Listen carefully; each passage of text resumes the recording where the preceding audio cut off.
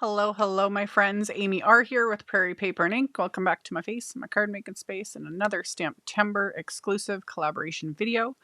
Throughout the month of September, Simon Says Stamp has STAMPtember, biggest stamping party of the year, and they have partnered with a bunch of crafty brands to release limited edition exclusive sets that are one and done. When they sell out, they're not restocked, but the brands have tons of products to choose from, and I will have links to them. Today is a double feature. There are collabs from Syberia Designs and Waffle Flower. Both amazing little companies. I've guested for Syberia in the past. I've guested for Waffle Flower many times. Love both. And both of these sets are, I'll have links as always. I combined both of them because one is a sentiment set. One was a big floral.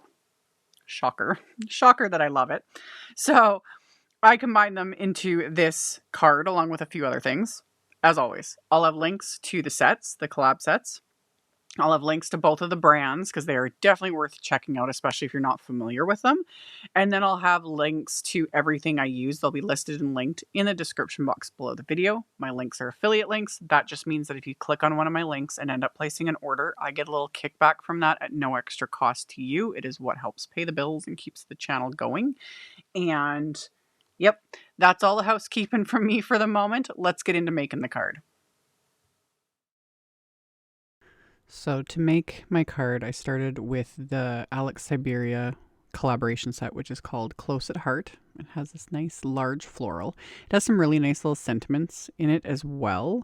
And I like the font choices, but I'm going to use the other set. But anyway, for the floral, I have some distress watercolor paper, and I put it in my MISTI, and I used my anti-static powder tool on it. And I'm inking up and stamping the large floral with Nocturne ink, which just was like officially announced. Simon Says Stamp has partnered with Sukaneko and has their own branded Nocturne ink. It's the exact same VersaFine Clair Nocturne ink. It just now also has the Simon branding on it. That just makes me happy because this is one of my favorite inks for watercoloring, for like stamping sentiments, things like that. You guys have seen me use this ink. I've been using this stuff for years and love. So that's exciting. I did this twice. Like I stamped 2 panels with this floral, and I stamped it with the Nocturne ink and then coated it with some detail clear embossing powder, and I'm melting it. You don't have to heat emboss. I just choose to do it because it creates the raised edges, which just look nice because, you know, it gives it that little raised shiny edge. But also it just makes the watercoloring easier because they're like bumper pads, and it keeps things contained so that I don't have to worry so much about things like running into each other, you know, bleeding outside the lines, etc. So it's just, for me, it's a convenience thing more than anything. And then for my watercoloring, I am using my Distress Oxide inks yet again. They are one of my favorite, but I have many favorites. And it always just depends on my mood. I get asked a lot, like, why did you choose like this or this method or this, you know, this product to watercolor with or to color with, or et cetera, et cetera. And for a lot of this, it just depends on my mood. Large floral, generally watercolor. Oxide inks, because I like playing with them. So yeah, it just... And sometimes it's like, oh, this is what's, you know, sitting closest at hand, you know, the path of least resistance. A lot of my crafty decisions are led by that, you know? So I chose some colors, basically just favorites of mine. So Squeeze Lemonade, picked Raspberry, and Abandoned Coral for the florals, and I smushed my Oxide inks just onto one of my little plastic palettes, just a good non-porous surface will work. I've even shown in the past using like the plastic packaging on stamps, you know, smush an ink pad onto it, just anything non-porous. It works. I like my little palettes though. These things are cheap. I've got a couple of them. You guys see me use them with splatter, etc. And biggest thing is so I can wipe them off, and then I can, you know, stick them in my container with my like scoreboards and all that kind of stuff, and don't have to worry about getting my elbow in it. That's another like main reason. So I'm using my Altenew watercolor brushes, and I was getting the area wet first, and then just painting on the color. Very, very simple watercoloring. And since I'm using Distress Oxide inks on Distress watercolor paper, these are all just like meant to work together. So everything just works. I do recommend to people, if you are curious about watercoloring, you kind of want to get into it, and it's intimidating, because it is. It's very intimidating to start. 100%. If you scroll back through many of my videos, like way back to when I first started, it is intimidating. But when I first started, I don't even think oxides were on the market yet. So anyway, all that to say, I just recommend like playing with oxides to watercolor with. They're very forgiving, and they're just fun, and the way they're so water reactive and kind of do their own thing. For the greens, Twisted Citron, Rustic Wilderness, my go-to green combo that I just absolutely love. But yeah, I recommend trying it out. It's fun. And it just, more than anything, it just takes practice. And I know that sounds redundant or whatever. I hated when people would say that same thing to me. And now I'm saying it to you all now that I'm, an expert after, I don't know, it's been a decade at least since I first started watercoloring. I can't even remember, you guys, but it's been a long time. But now I can be all like, it just takes time and practice. But really it does. So I did all my watercoloring, and I had sped it up, and I didn't bother showing the second one because I did the exact same thing. The same colors, same method, same everything. And then I set those aside. My background is another piece of just distressed watercolor paper. And then I'm using this stencil from SSS Set. This was the Lattice tile stencil. I've used this in a bunch of other videos. And I blended Salvage Patina Oxide ink over it, keeping it more just kind of concentrated towards the center and just letting it like blend out to nothing towards the edges. And then I decided it needed its own, splattery, shimmery goodness. So I pulled out the Wonderland Distress Mica Stain, which I had to shake up heavily. You got to shake it up really, really, really well. Get all that mica dispersed in the liquid. And then spray that onto my background. So it's got its little shimmery bits. And then I always wipe off the nozzle with these and then set them aside. I have never had problems so far with my mica stains clogging. If that does happen to you, take out the nozzle and like soak it in a cup of hot water.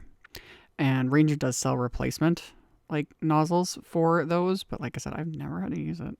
And like mine will sit for months at a time without using them. But the biggest thing is always to make sure to like shake them up really, really, really well before you use them. So while that background was drying, I took a scrap of vellum and I stamped one of the sentiments from the Waffle Flower collab. And the set is called Hello Sunshine. Love the font on this one as well. And yeah, this is one designed by JJ Bolton because they put her name on it. Always one of my faves. So I chose the Thinking of You sentiment and I stamped it onto the vellum and white heat embossed it. And then I trimmed the vellum down as I'm showing. And because I don't have the coordinating wafer dies, there is coordinating wafer dies for both of these sets. And I don't have any of the coordinating wafer dies this year for any of the STAMPtember sets. So I have been doing a lot of fussy cutting, which I'm fine with. But for things like this, like regardless, if it was any set, you want to add a sentiment, this is one of the easiest ways to add it. If you don't want to stamp it on a background or fussy cut it, or die cut it, if you've got, sentiment label dies, things like that, this was like the way we used to always do it, is stamp it on vellum, like heat emboss it on vellum, and then you wrap it around whatever panel, card front, etc. And then I just use like washi tape to adhere it into place. And there we go. So I did that. And then the other item I had pulled out to use with this card was the Lush Leaves die set. And I die cut that from black cardstock. And then I'm adhering it to my card front. And then those florals that I had watercolored and then, fussy cut. If I had the coordinating wafer dies, of course I would have used. I will never say no to coordinating wafer dies, but I fussy cut them. And it's one of those things where I just zone out, I'll watch a show, listen to an audiobook or whatever and do my thing. So I'd fussy cut them. And then I added some baker's twine as per usual. So wrap some baker's twine right under the vellum sentiment strip, tied that into a nice little bow.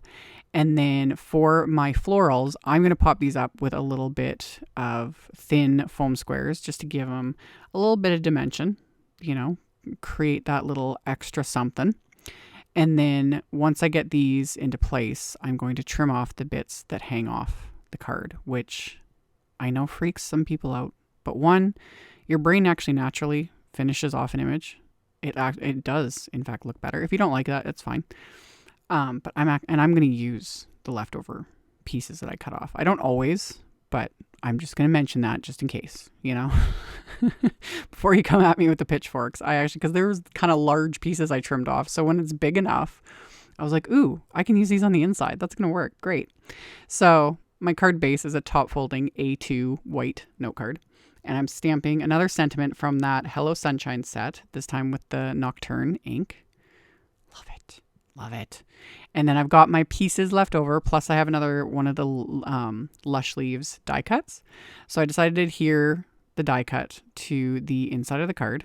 And then these leftover pieces that I had trimmed off, I'm also going to adhere, and it just finishes it off. That wasn't my original plan. I was originally only going to have just like the sentiment, and then I was going to just stamp that large floral like I normally do, like in just a light, you know, like salvage patina ink is my original plan. But those pieces were big enough and it just worked. And I was like, oh, I like. So after I got those adhered, I'm going to adhere the card front to the card base. Again, just using craft tacky glue. And this will cover up the entire card front. And then my final little, not necessarily embellishment, but I took my white gel pen and I just filled in all the little stamp openings there on the stamens of these flowers. It's a subtle thing, but I had been thinking about it after I watercolored them because I was like, should I just get a different color of Oxide ink and like paint, but they're tiny little areas. And I was like, no, wait a minute, I'll just use my gel pen. So that's what I did. Just dotted that on there, and it just was the perfect finishing touch in my opinion. So no other bling. I'll use my flashlight to kind of try and show the shimmer on the background. It's subtle because I pretty much covered it up, but it's there. It's there in spirit, you know, and in real life you can actually see it. It is really hard to show on camera, you know, but the sparkle is there. So subtle sparkle. And then the shine of the heat embossing, which is always nice. And yeah, that's the finished card. Like I mentioned in the intro, I'll have links to all of the things in the description box below the video. So if you just expand that, you can check it out if you're interested. Thank you all so much for hanging out with me, for thumbs upping and commenting. It helps a ton and I really appreciate it. And I will see you all very soon in the next video. Bye. Thank you so much to my amazing Patreon supporters. For anyone that might be interested in supporting me over on Patreon, the link to that is in the description box below the video. For everyone else, as always, thank you all so much for taking the time to watch my videos, for thumbs upping, commenting, subscribe if you haven't. I'd love to have you. And here's a couple other videos for you to check out in case you missed them. Bye.